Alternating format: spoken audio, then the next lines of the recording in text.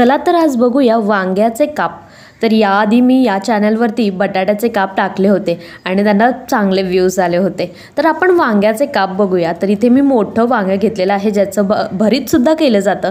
तर याचे बारीक असे चांगले मोठे थोडे जाडसर असे काप करून घेतले. नंतर त्याच्यासाठी एक मसाला तयार केला. त्याच्यामध्ये हळद, मीठ, कोरिएंडर पावडर, चटणी, घाटी चटणी सगळं टाकलं आणि थोडा रवा टाकला आणि त्यासोबतच अजून थोडी लाल तिखट टाकली आणि आपलं तांदळाचं जे पीठ असतं ते थोडं 2 चमचे घेतलं आणि चांगलं असं मिक्स करून घेतलं.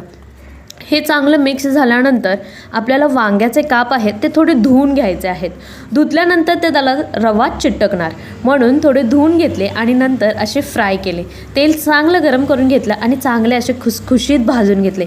इतके छान लागतात की नाही. आणि डाळ भात आणि जर वांग्याचे काप असतील, आहा सुरेख, मस्तच. Subscribe on my